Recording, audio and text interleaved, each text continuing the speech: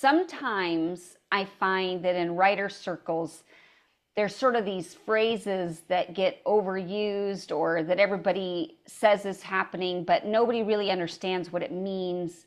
And then if you're not experiencing that, you feel like you're doing something wrong or you're on the outs, right? Like you must not know really what's going on because that's not happening to you.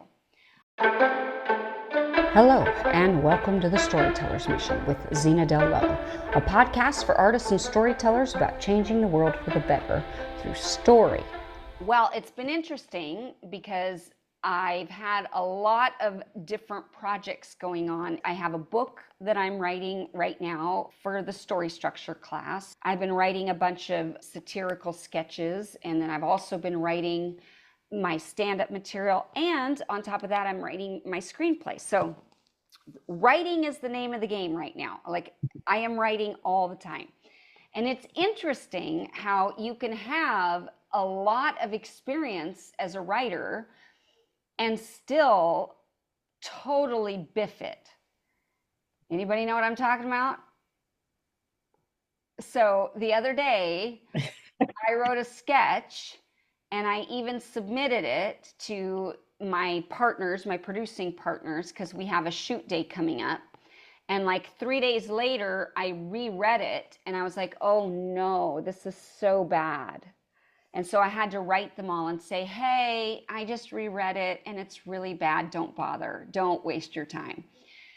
And it's just interesting how that can happen. And so I guess what I'm saying is I'm proud of you guys for being here, because the truth is it doesn't matter how experienced we are or how far we are in the project. We need feedback. We need help. We need to be in community. We need people that are reading our stuff and are honestly able to evaluate it. We also need to be honest about reading our own stuff. Sometimes we need a little break between when we write it and when we read it back, and then we can evaluate whether or not it's any good. Sometimes it changes even within 3 days. So anyway, I'm just proud of you for being here for that reason. And just know there is nothing that you can say that is going to be stupid. There's nothing, no questions that you have that are silly or that don't matter. We just need help. So I want you to know that there's nothing that you can bring up here that is going to make any of us, or certainly not me, look down on you. I'm glad to hear you say that, Zena. So it's not really a question so much, just more of a check-in.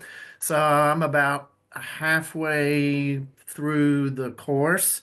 I'm still at ground zero on figuring out what is my story even going to be about. So I have written no words because I have a vague ballpark generalist idea, but I mean, that's kind of as far as I've gotten. Okay. I mean, I finally narrowed down that it's going to be a drama and not a thriller. So for me, that's progress from last month to this month. So there you That's go. great. I That's am like ground stinking zero.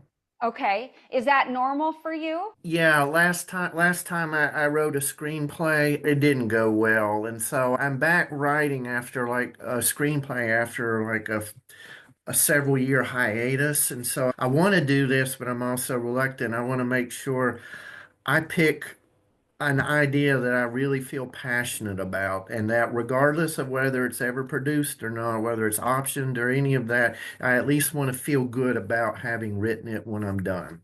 Okay. And I did not feel good about the last time, so kind of that's where I'm at. Okay. David, let me ask you a question. So, how many screenplays have you written? One full length and one short. Okay. That so total of two. Okay. So, I'm going to make a radical suggestion. Okay. I'm going to encourage you not to write a full length screenplay and instead write a short. Okay. It is hard to write a good short. But what's nice is that it doesn't suck up 2 years of your life. And you can fix it quicker, and you practice all the things that you have to have in a long form story. By the way, the same principle applies to if you're a novelist. This is why people like Stephen King start with short stories, because a short story doesn't take as long to get there. You don't have to be as invested. It doesn't have to be the exact right idea because you're practicing the craft. And let me tell you something. I've had some students, that's what we do when I teach screenwriting at the college level, is they have to write a solid short film. And when they can, I know if they can write a solid short film, they can eventually write a screenplay. But everything they need, all the skills, it comes out in the short, but it just doesn't eat up so much of your life. It's not so demoralizing if you fail. You can fail much more quickly, and you can fix it much more quickly without feeling like you've wasted 6 months of your life. It also allows you to focus on the characters and the arc, which is so important, and even milking the genre for all it's worth. You know, Flannery O'Connor wrote short stories. She was brilliant because short stories allow you to do everything that you have to do in a long form story, but without the intensity, the commitment, the time suck. It just is not such a risk. And I think it gives you the training then to go on to do it. So I would recommend that whatever you're working on right now, you make a shift in your head so that it's not so important.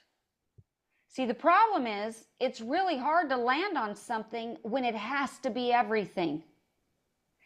Because this is your chance to do it. You've got to write, you put this pressure on yourself for this perfect, screenplay that you're going to come out with that's going to be fantastic. And that in and of itself is paralyzing. Whereas if you approach it as, it doesn't matter if I fail. I'm playing. I'm exploring. I'm learning. Now you can write 5 shorts as you're going through the course rather than one full-length screenplay. Does that make sense? Yes, thank you. That takes a lot of pressure off. But I Wow. It does. I mean, this is what I'm doing with my shorts. That's why. I mean, my short the other day, which was a little, it's a sketch comedy, comedic satire, 10 pages, and it sucked. But guess what? I spent 1 day on it as opposed to 1 year. what's the difference between the short and a full length in terms of pages or Typically, a full-length feature screenplay is going to be anywhere between 100 and 120 pages. There are screenplays that are longer, but you have to earn the right to have that. A good short is going to be ideally 10 pages, but it can be longer if it needs to be. I've seen excellent shorts that go up to, say, 15 pages, 20 pages. My short that I won a bunch of awards with was 9.5. The reason why you typically want it to be around 10 pages is because that's 10 minutes of screen time. And then you want to submit it to film festivals. And in the film festivals, if you have a 20-minute film, that means you have to beat, 2 10-minute ones. And the problem is, they want to get as many people accepted as, so it has to be really good if you have to beat out 2 places. So it's better to have it be a little shorter. But you can even be shorter than that. Like I did a short recently called The Wife. It's 4.5 minutes long. I think the script was about 10 pages, but it was, a lot of snappy dialogue, and we cut a lot in the editing, so it ended up being, maybe it's 5.5 minutes long. I can't remember. But the point is, for a film, you're looking at doing a complete arc, usually anywhere between 5 and say 15 pages. So that's what I would recommend, David, that you switch gears. And whatever it is that you're working on, right, here's the thing. You can always write a great short based on this character that then becomes a long form project later. If you write a stellar short, but you just start with the short, and then it's just not much of a risk and you're not putting so much pressure on yourself. Okay. Thank you. You're welcome. I was just going to maybe update a little bit because I had seen you at the conference back in May, Blue Ridge. That project has developed into a novella at this point. And I guess the hardest thing for me, not having ever written fiction before, really is really experiencing like the character talking to you and all this kind of stuff. That I hear a lot of people, the character takes over and, kind of dictates to you what you're going to write, that kind of thing. I haven't exactly experienced that, so I don't know Let if me address everybody has that. that or not. That is excellent because sometimes I find that in writer circles, there's sort of these phrases that get overused or that everybody says is happening, but nobody really understands what it means.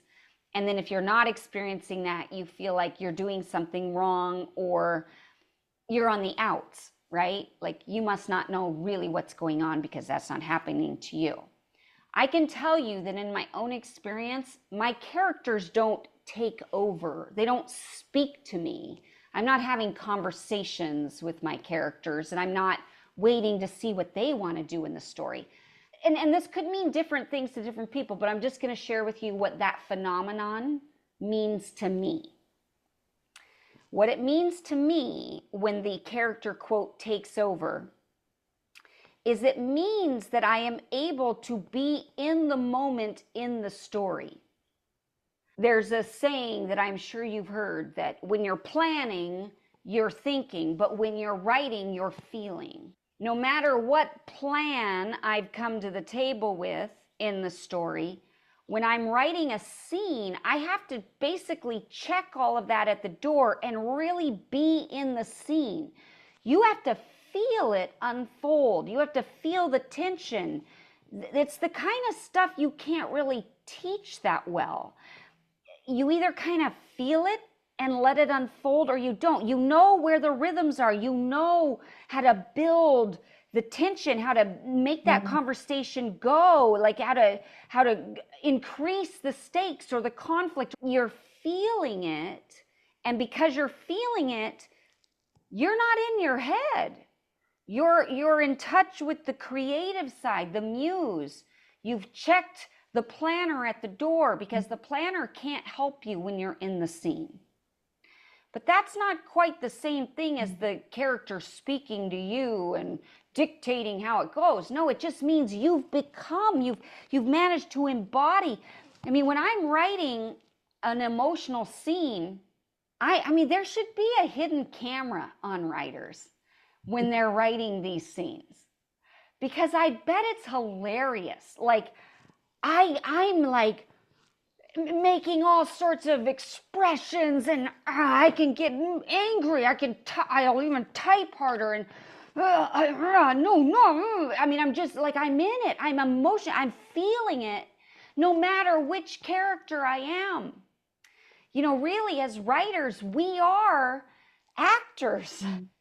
We embody the characters. And that's why if you don't embody a character, that means you've probably created a prop and not a character. When you've created a good character, you feel their argument too, just as much as the one that more maybe represents your argument. Because a lot of times we like to create the person that's we're the victim in our own story, and so for somehow basing it off of us, we've created a caricature in the other person who's just wrong, and we get to write the injustice that happened in real life, and that usually means you created a caricature. But if you're in a scene where there are two characters arguing about what the right thing to do is, what the right approach is, either perspective of that argument, I'm feeling it, I'm in it. So we're actors. And that's what it means. You should be able to embody your characters and their emotions. If your characters aren't having emotions, that also means your scene isn't working. Every scene, your character should come in, start the scene at a certain emotional place. And then, as the scene unfolds, it should actually move them to a new emotional place. That's actually how you know when to end the scene. And by the way, sometimes this can even be really subtle, especially in screenplays. A lot of times you've got a character who's doing, a training sequence, and they're doing their jumping jacks and their push-ups, and they're full of determination, and then somebody walks into the gym and has a fight with the boss guy in the office, and then they leave, and now your character is doing their jump ropes, but their focus is on that. That's very subtle, but it's a switch. They've switched. They're now more curious and interested in what just happened over there. They're not focused on their own things. There's an emotional shift to what they are experiencing, because before they were very focused. It's once again time to hear from our sponsor, me. Did you know that there are 7 crucial plot points that every story must hit in order to satisfy the audience? And if you miss even one of those crucial plot points, you risk losing your audience's attention forever. This is why I've created a free training video for you, where I break down exactly what these 7 deadly plot points are. No matter what genre you're working in, whether it's a thriller or a comedy or a romance, and yes, whether it's a sci-fi or a fantasy, these are the essential plot moments that you need to hit in order to deliver a powerful, compelling, page-turning story. So, be sure to check out my free training video on the 7 deadly plot points. It's going to transform your writing. Just click on the link provided in the notes or head over to thestorytellersmission.com and you can start watching this free training video right away. So anyway, my point is, going back to what Jasmine brought up, a lot of times people will say, well, my characters are talking to me. I just have to see where they want to take the story. But what they really mean is that they're following the genuine emotions of the character in that particular scene because they're in it. They're not dictating what's happening to the characters. It's staying present because you're feeling it as you go, which means you can't just jump to the end that you want. You've got to find a way to get there. It has to organically unfold to that. So you're not allowed to just sort of impose upon the text an ending that you want. You have to feel it. You have to drive it. You have to allow it to get there organically. I think that's mostly what people mean, Jasmine. Does that help? Thank you. Yeah, I think it reinterprets it in a way that makes sense, and it doesn't apply this pressure that you're always looking for this to be in this way, Right, because the other that kind of implies sort of expectation. like this magical approach to writing, like you have to be half genie to be able to tap into the muse or something. And I don't think that's true. I just think it's like life, right? You want to be present. You want to be in the moment. That's all. Just be in it. Thank you for listening to The Storyteller's Mission with Zena Del Lowe. May you go forth inspired to change the world for the better through story.